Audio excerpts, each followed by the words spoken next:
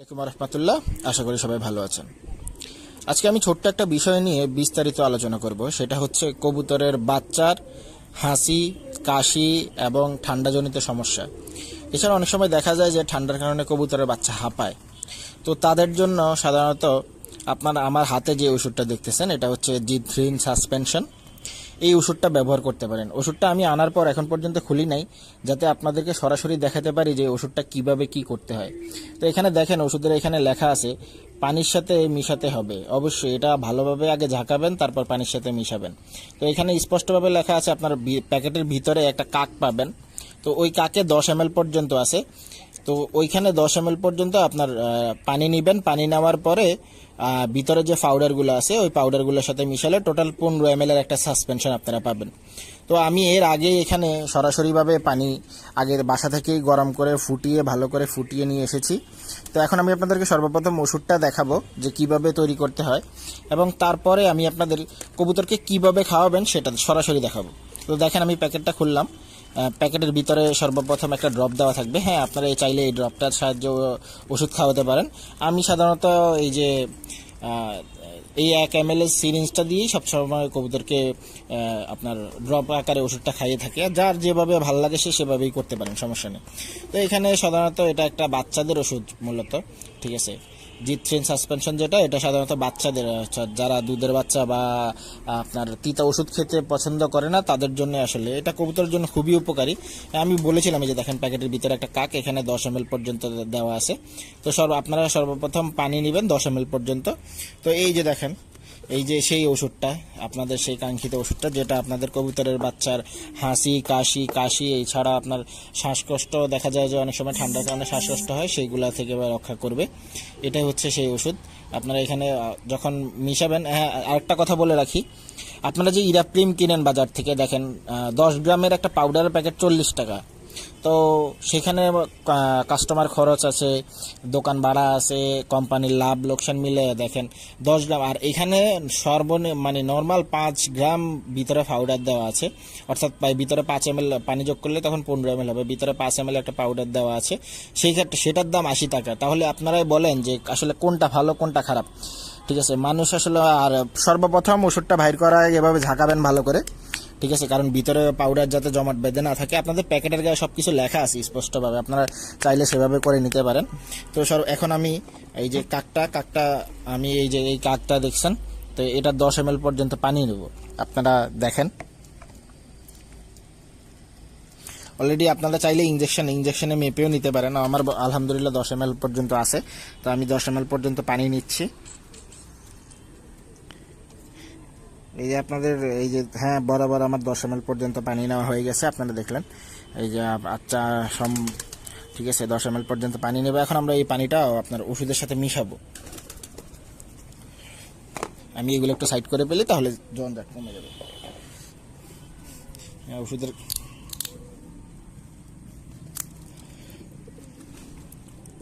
এই যে দেখেন ওষুধের মুখে আলাদা একটা করে আবার চিপি আটকানো আছে, যাতে কোনো সমস্যা না হয়, ঠিক আছে। আরেকটা কথা বলে রাখি, এই ওষুধটা মানুষের জন্য 7 দিন ব্যবহার করা যায়।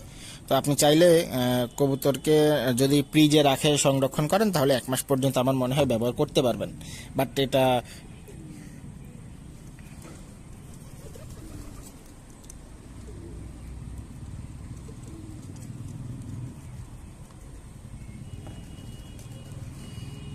আমি পানিটা মিশাচ্ছি।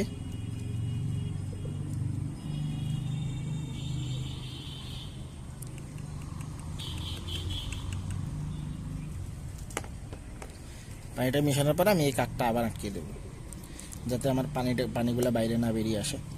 এখন আমি ভালো করে ঝাঁকাবো, ক্যাপটাকে ভালো করে ঝাঁকায় দেবো, তাহলে ওষুধটা মিশে যাবে।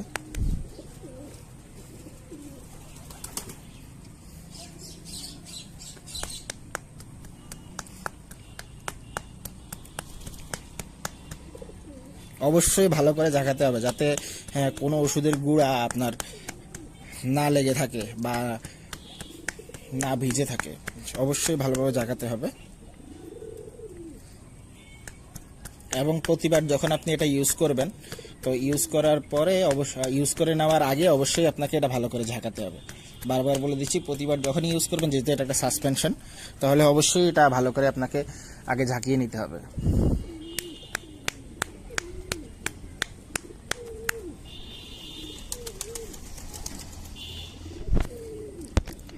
এবার বলে নিই এটা কিভাবে ইউজ করবেন।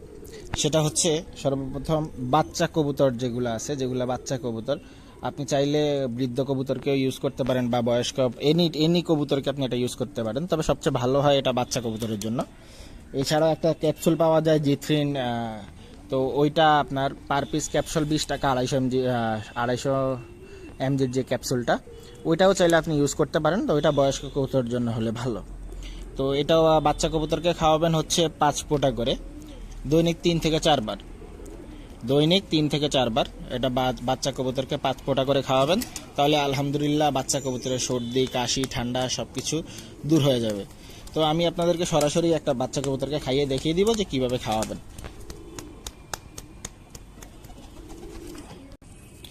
এই যে কবুতরটা দেখতেছেন, এটা আজকে মা বাবার ঠান্ডা ছিল, তো হঠাৎ করে এটা ঠান্ডা লেগে গেছে। তো আসলে আমি কিছু কাজ আপনাদের আগিয়ে রেখেছি, সেটা হচ্ছে যেহেতু আমার এক হাতে মোবাইল আর এক হাতে এগুলো একসাথে করা সম্ভব না, তাই আমি আগে ইঞ্জেকশনের ওষুধটা ভরে নিয়েছি। তো খাওয়ানোর সিস্টেমটা আমি বলে দিচ্ছি। সেটা হচ্ছে সর্বপ্রথম আপনার কবুতরটাকে, এটা এক হাতেই খাওয়ানো যায়, এই ধরবেন, ধরার পরে কবুতরটা আপনার আসলে দেখা যায় যে নাক বন্ধ থাকার কারণে অনেক সময় জোড়াবুলি করে। তো আপনি একটু শক্ত করে ধরবেন, শক্ত করে ধরার পরে যদি সম্ভব হয় অন্য কারো হাতে ধরাবেন, তাহলে আরও বেশি সুবিধা হবে। আমার যেহেতু এটা নাক বন্ধ, তাই এটা একটু বেশি ডিস্টার্ব করতেছে। তো এইভাবে মুখটা মেলার পরে আমি এখানে, এটা খাওয়াইতে খুব কষ্ট হচ্ছে, ঠিক আছে। আসলে আমার একজনের হেল্প দরকার, সেই এক হাতে ধর তো এটা। Thank you. তো এই যে এই কবুতরটা এভাবে মুখ খুললাম, খোলার পরে জাস্ট এই যে আমি 5 ফোঁটা করে, এক ফোঁটা এক ফোঁটা করে ঢেলে দিচ্ছি।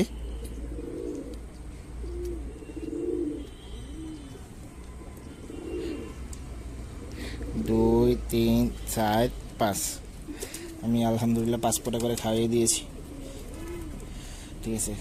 ছেড়ে আচ্ছা, আলহামদুলিল্লাহ এইভাবে যদি দৈনিক আপনি 3 থেকে 4 বার খাওয়াইতে পারেন, আলহামদুলিল্লাহ কবুতরটা সুস্থ হয়ে যাবে। তো আমি আপনাদেরকে বুঝাতে পেরেছি যে আসলে কিভাবে আপনার জিথ্রিনটা আসলে কবুতরের জন্য কতটা উপকারী।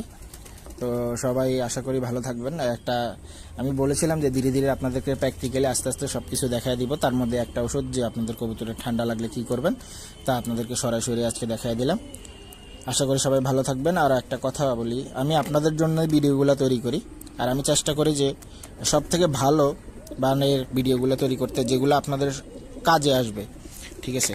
তো চেষ্টা করবো অবশ্যই আপনারা লাইক, কমেন্ট, শেয়ার এবং সাবস্ক্রাইব করতে ভুলবেন না। এটা আপনাদের কাছে আমার অনুরোধ থাকবে যে অবশ্যই যেন লাইক, কমেন্ট এবং সাবস্ক্রাইব করতে আপনাদের কোনো কার্পণ্যতা না বোধ না আসে। তো আশা করি সবাই ভালো থাকবেন। আল্লাহ হাফেজ।